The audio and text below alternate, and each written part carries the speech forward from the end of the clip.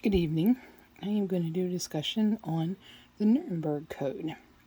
I don't know if you're very familiar with this. It's a set of research ethics principles for human experimentation created by the U.S. versus Brandt Court as one result of the Nuremberg trials at the end of the Second World War. This I actually found on Wikipedia. I kind of liked it because it had a couple points that I wanted to bring out. After World War II, the experimentation that they did on the people that were there, that was just horrible.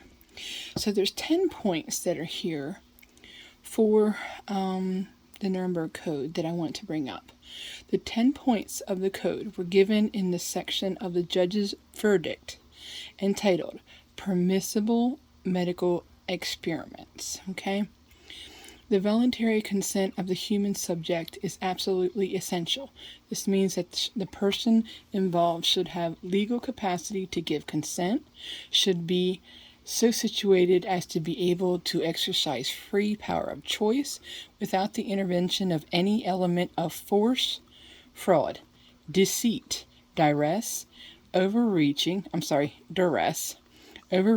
or other ulterior form of constraint or coercion, and should have sufficient knowledge and comprehension of the elements of the subject matter involved as to enable him to make an understanding and enlightened decision. This later element requires that before the acceptance of an affirmative decision by the experimental subject, there should be made known to him the nature, duration, and purpose of the experiment, the method and the means by which it is to be conducted, all inconveniences and hazards reasonably to be expected, and effects upon his health or person which may possibly come from his participation in the experiment.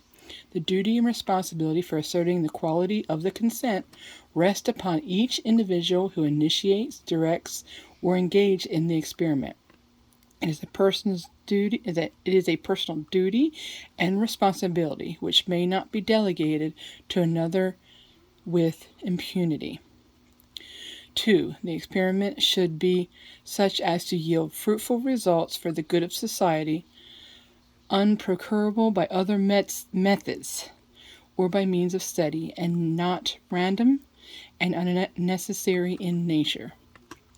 3. The experiment should be so designed and based on the results of animal experimentation and a knowledge of the natural history of the disease or other problem under study that the anticipated results will justify the performance of the study. The experiment should be so conducted as to avoid all unnecessary physical and mental suffering and injury. 5. No experiment should be conducted where there is a priori reason to believe that the death or disabling injury will occur, except perhaps in those experiments where the experimental physicians also serve as subjects. 6. The degree of risk to be taken should never exceed that determined by the humanitarian importance of the problem to be solved by the experiment. 7. Proper preparation should be made and adequate facilities provided to protect the experimental subject against any remote possibilities of injury, disability, or death.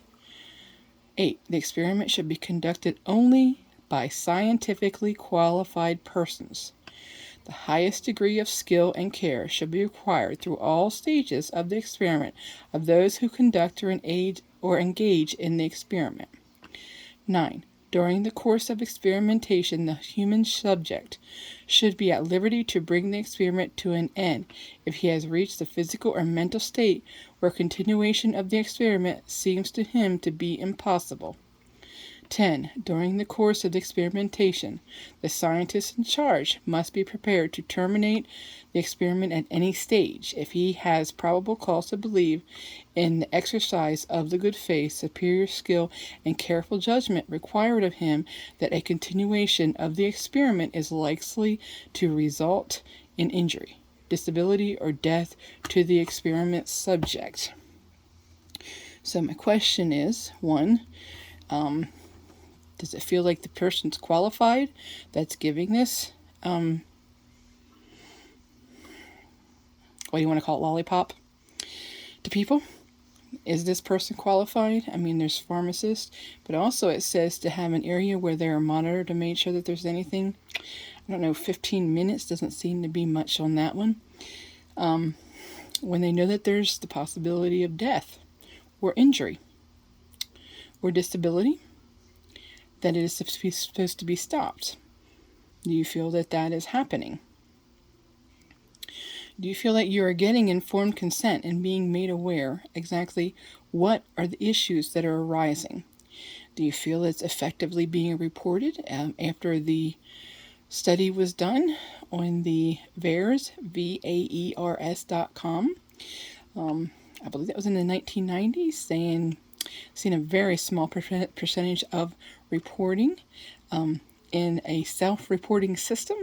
So the validity there, not very good. These are just some points that I just wanted to bring up, some things to consider.